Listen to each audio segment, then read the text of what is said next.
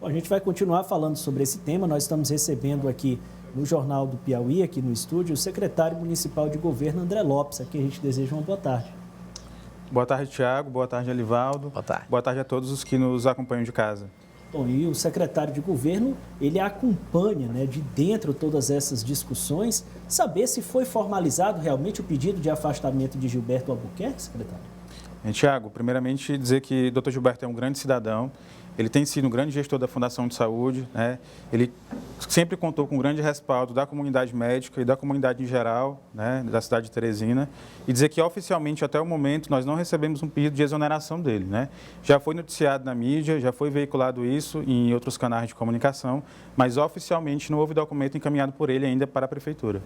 E aqui, Tiago e doutor André, o prefeito acompanha o programa agora, nesse momento, e ele manda essa mensagem aqui, afirmando o seguinte, abre aspas, houve uma conversa com Paulo Márcio, mas convite só após minha conversa definitiva com o doutor Gilberto e ele me oficializar a entrega do cargo, fecha aspas, doutor Pessoa. Então essa é a situação de momento. E eu já passo a bola aqui para o secretário de governo, afirmando como fica então a gestão nesse momento de indefinição, considerando o peso administrativo que representa a Fundação Municipal de Saúde. Ali é uma prefeitura praticamente, a metade da prefeitura está ali na parte administrativa daquela instituição, doutor secretário.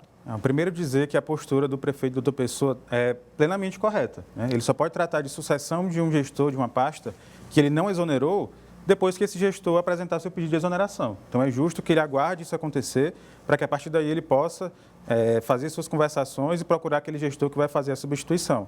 Eu não tenho nenhuma dúvida que o doutor Paulo Márcio também é um grande gestor, um grande cidadão. Hoje ele está à frente do HU, que é um hospital também de referência, um hospital grande, então experiência de gestão a ele não falta.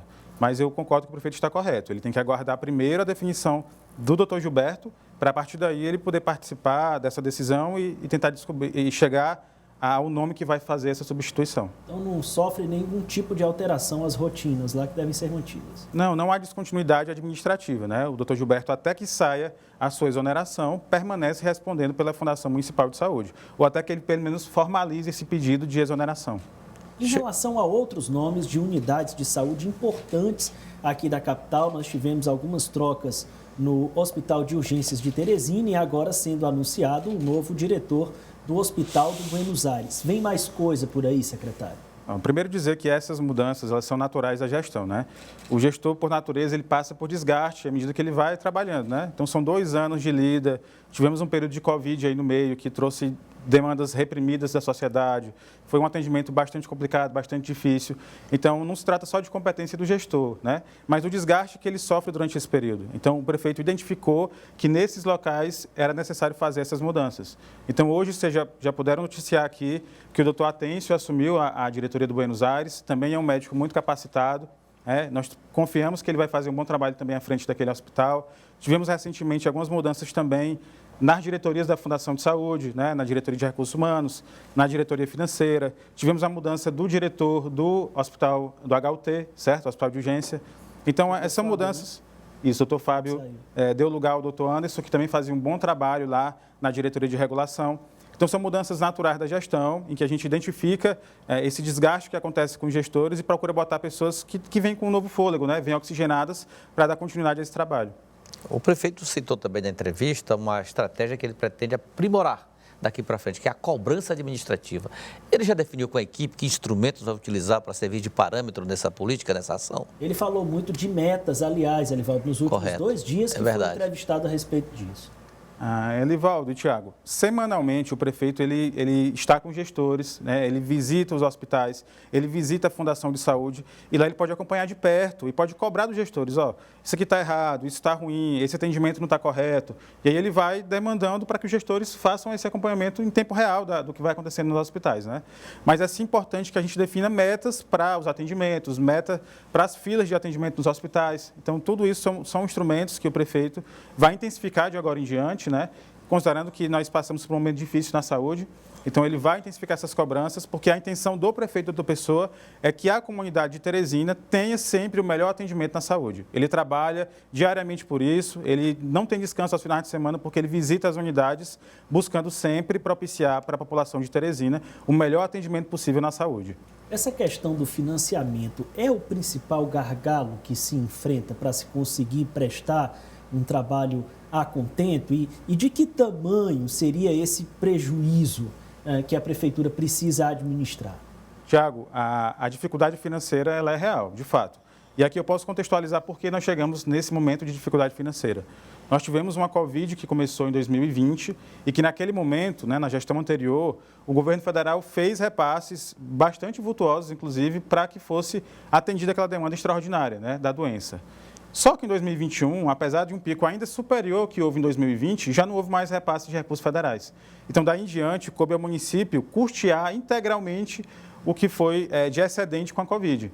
Então, daí começou esse déficit que o município enfrenta hoje. Tivemos um pico muito grande em 2021, tivemos agora um pequeno rescaldo em 2022, agora no final de 2022 já começam novamente a subir os casos de Covid. Então, todo esse gasto está sendo arcado somente pelo município.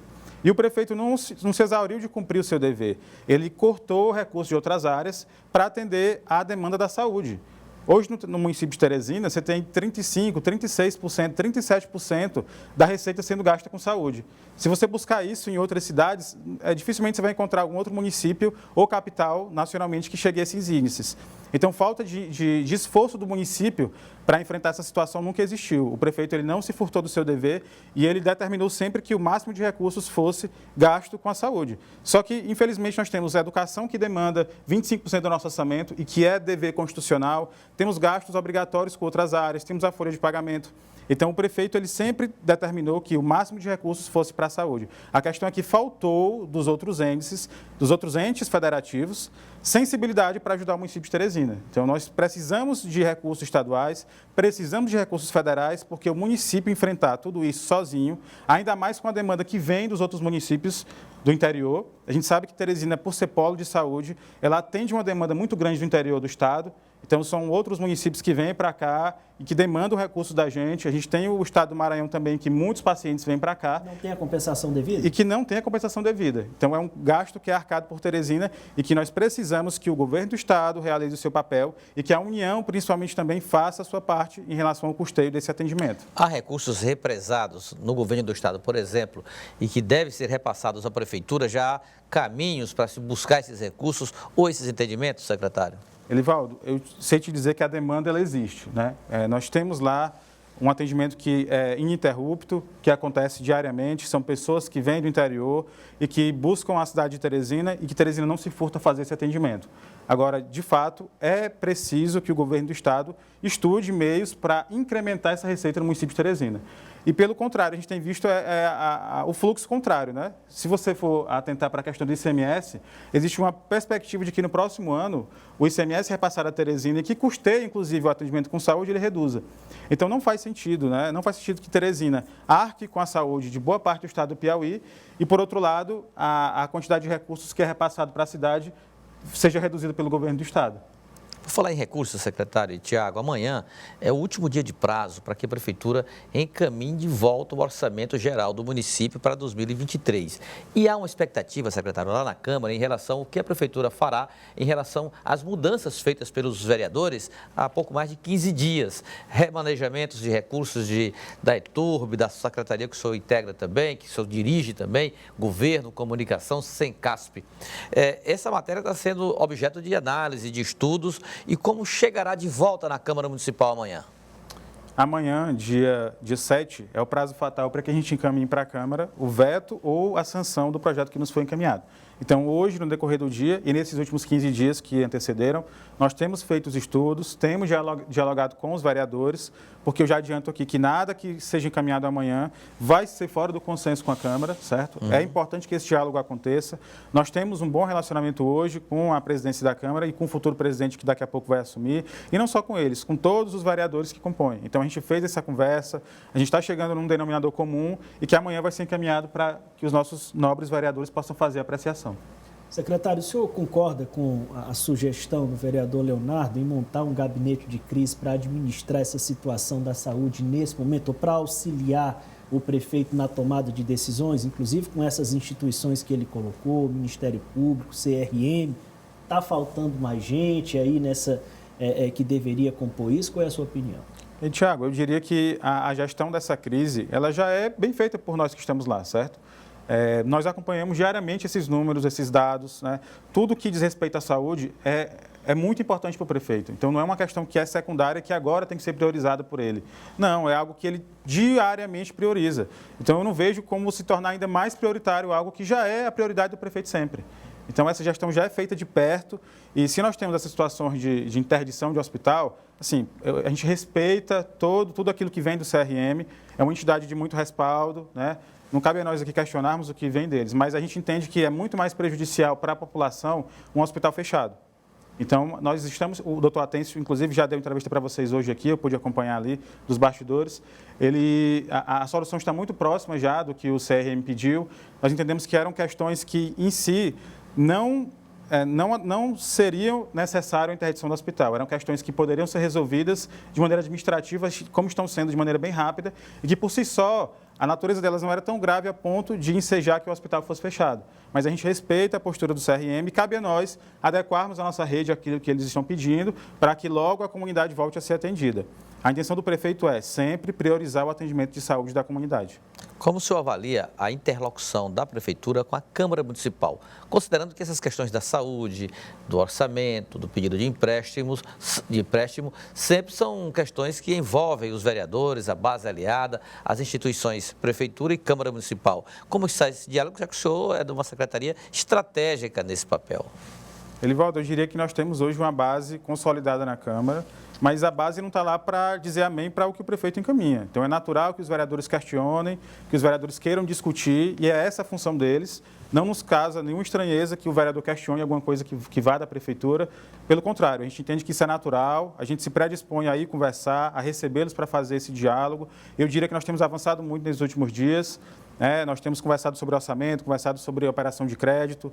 É natural que o vereador queira saber onde vai ser usado aquele recurso, né? Porque é recurso público, é recurso da população, do eleitor que votou e que confiou nele para que ele estivesse lá na Câmara, né? Então, é papel dele discutir. E nós entendemos como saudável essa discussão.